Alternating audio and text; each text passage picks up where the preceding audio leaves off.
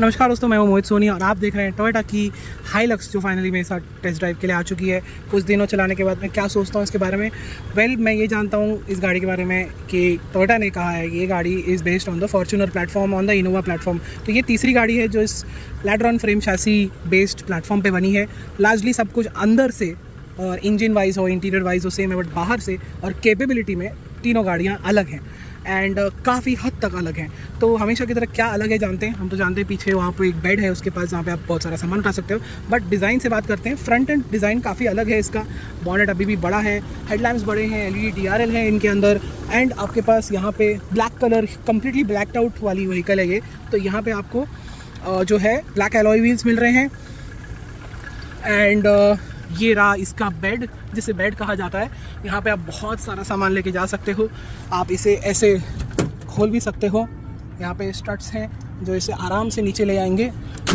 काफ़ी भारी भी है एंड यहाँ का जो मटेरियल है एक अलग ही लेवल ऑफ सॉफ्ट है, जो आई थिंक इंटीरियर प्लास्टिक से भी थोड़ा सा बेटर लगने लग गया मुझे। But then again parking sensors हैं दोनों तरफ। छोटे से वेंट्स जो है ना आगे के हेडलैम्प पे भी हैं, ये एरोडायनेमिक्स के लिए होते हैं। एंड ओवरऑल ये इसका रेयर लुक है। साइड लुक मैं आपको दिखा चुका हूँ, यहाँ से भी दिखा देता हूँ। स्पोर्टी, मस्कुलर, ज़बरदस्त साइज, स्टांस, लुक सब कुछ बराबर है इस गाड़ी के बारे में। सब कुछ जो एक एडवेंचर लाइफस्टाइल वालों को चाहिए इस गाड़ी में मिलेगा। पीछे आप मोटरसाइकिल्स, बाइक्स जो रखना है रख सकते हो। देखो यहाँ पे भी वो चीज़ है जो आई थिंक काफ़ी हद तक एरोडायनेमिक्स में मदद करती है। और टोयोटा एक्चुअली में एरोडायनेमिक्स पे काफ़ी काम करता है बट बताता नहीं है एंड ये एक वन ऑफ द रीजंस है कि आपको यहाँ पे वो चीज़ मिलती है। तो ओवरऑल इस गाड़ी का लुक, स्टांस, कलर सब कुछ ज़बरदस्त है। आइए जानते हैं अंदर आपको क्या मिलता है इस गाड़ी के साथ। और हमेशा की तरह पीछे से शुरुआत करते हैं। स्पेस यहाँ पे मिल रहा है, यहाँ पे मिल रहा है, स्पीकर मिल रहा है। ग्रैब हैंडल पकड़ के अंदर आइए और देखिए कैसे यहाँ पे नी रूम अच्छा खासा है, लेग रूम अच्छा है, AC नॉर्मल है, वेंट्स है, कोई क्लाइमेट कंट्रोल नहीं है, हेडरेस्ट है, आर्मरेस्ट है एंड या एक अच्छी खासी जगह है। अंडर साइड सपोर्ट ठीक है, डिसेंट है और हेडरूम भी ठीक ठाक है। हाइट एडजस्टेबल बेल्ट आपको मिल रहा है और ये डैशबोर्ड का लुक है। आइए जानते हैं आगे आपको क्या मिलता है। Keyless entry, electric seats, start stop button, DPF और पार्किंग सेंसर्स का बटन इधर, यूजुअल बटन्स यहाँ पे। ये पढ़ लो क्या लिखा है। ट्विटर्स, स्पीकर्स सब है आपके पास। कप होल्डर, सामान रखने की जगह, डुअल जोन, क्लाइमेट कंट्रोल, बहुत ही बेसिक सी स्क्रीन जिसमें एप्पल कारप्ले, एंड्रॉइड ऑटो है एंड आपको सारी माइलेज के फिगर्स भी यहाँ पे मिल रहे हैं। यहाँ पे सामान रखने की जगह है, यहाँ पे सामान रखने की जगह है और ये एडजस्ट नहीं होता। Glove box number 1, glove box number 2, IRVM यहाँ पे आपको मिल रहा है डिजिटल वाला। सन ग्लास होल्डर, यहाँ पे मिरर है बिना लाइट और यहाँ पे मिरर है ही नहीं। यहाँ पे आपके पास सनरूफ नहीं है, वेंटिलेटेड सीट्स नहीं है, मेमोरी सीट्स नहीं है। ये कुछ फीचर्स है जो होने चाहिए थे, बाकी सारे फीचर्स तो और भी मिसिंग है इस गाड़ी के साथ। बिकॉज यार ओल्ड स्कूल पुरानी प्लेटफॉर्म की गाड़ी है। नई Hilux as we speak reveal हो चुकी है और उसमें तो आपको सब कुछ मिलेगा जो 1-2 साल में इंडिया में आ जाएगी। इंस्ट्रूमेंट क्लस्टर कंट्रोल करने के लिए आप लोग जानते ही हैं, ये बटन दबाइए और फिर ये स्क्रॉलिंग से आप सब कुछ चेंज कर सकते हैं। तो दैट्स वेरी गुड। डायल्स मिलते हैं, कोई स्क्रीन नहीं है यहाँ पे। AC काफ़ी अच्छा चल रहा है। क्लॉक, हैजर्ड लैम्प, बंद करने का सिस्टम, चालू करने का सिस्टम सेम है एंड ओवरऑल बहुत ही छोटा डैशबोर्ड। मेक श्योर दैट काफ़ी सारा स्पेस आपको मिले but this is just about enough space.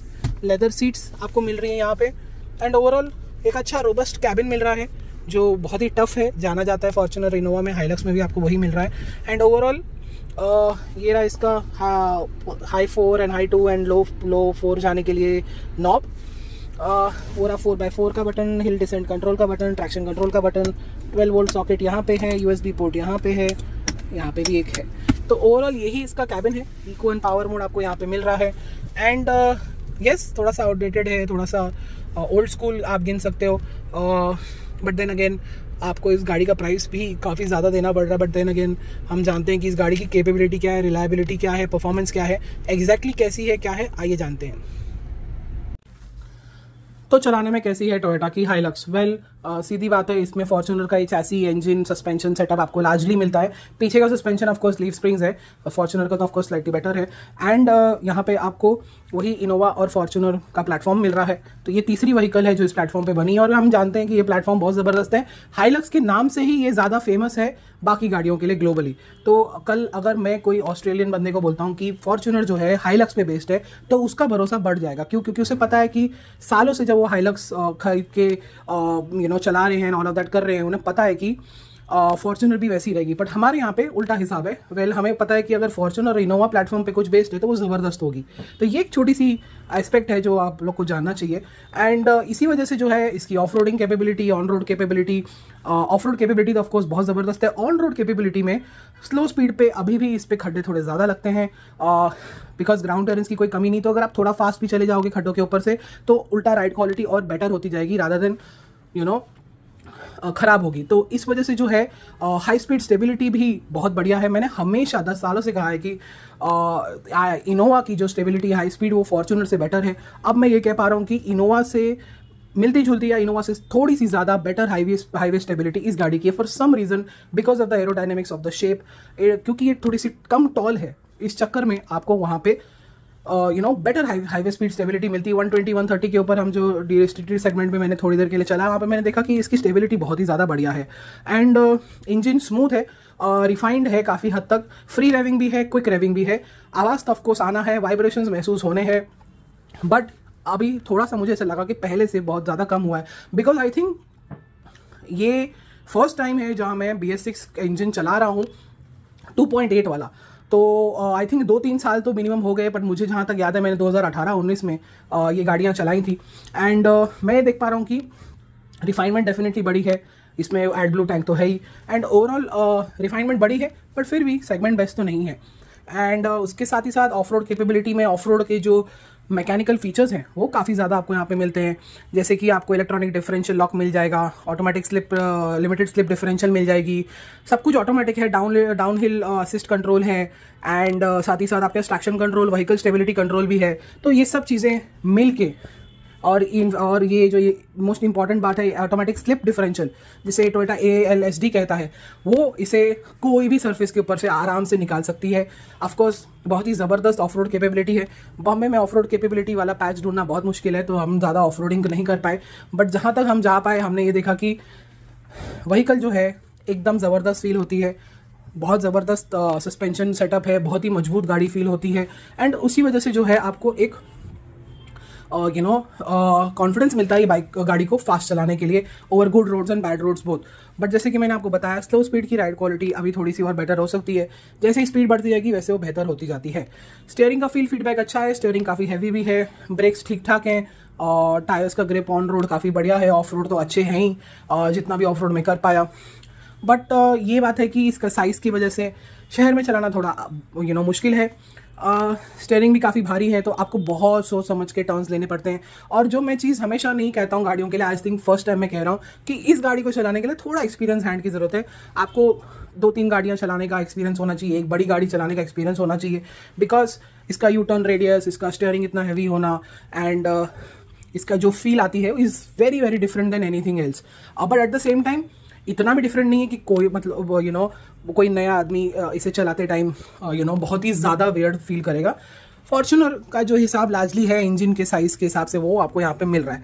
4x4 mode है जहाँ पे आपको 2 हाई 2 लो, 4 हाई 4 लो मिल रहा है, इलेक्ट्रॉनिक असिस्टेंस मिल रही है डिफरेंशियल से, तो 700 mm की वाटर कैपेबिलिटी मिल रही है आपको, तो ऑफ रोडिंग उससे भी और बेहतरीन हो जाती है। एंड सेफ्टी फीचर्स की बात करें तो 7 एयरबैग्स तो है ही हैं, एंड आपको जो है इस गाड़ी के साथ एक बहुत ही ज़बरदस्त of road capability, good highway stability.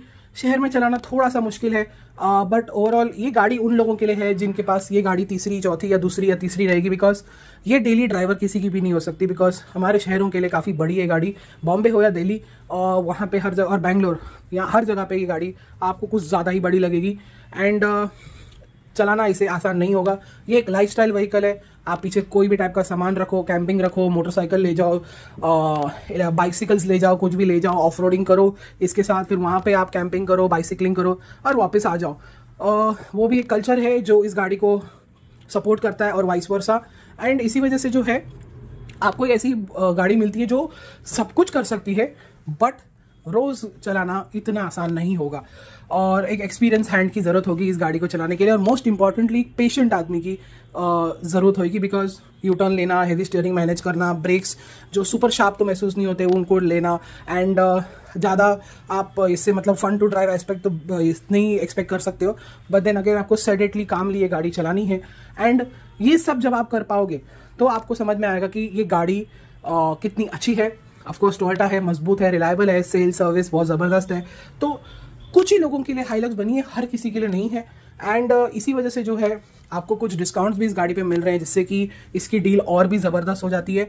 And I think it's a very good option. अगर आप लाइफस्टाइल सेगमेंट में हो, आपको एक प्रॉपर टोयोटा मिल रही है जो सब कुछ कर सकती है ऑन अ बिग ट्रिप और ऑन वीकेंड्स और एनीथिंग लाइक दैट, वहाँ पे आपको हाइलक्स बहुत ज़बरदस्त एहसास दिलाएगी कि आपने जो पैसे खर्च किए इस गाड़ी पे वो टोटली वसूल हैं।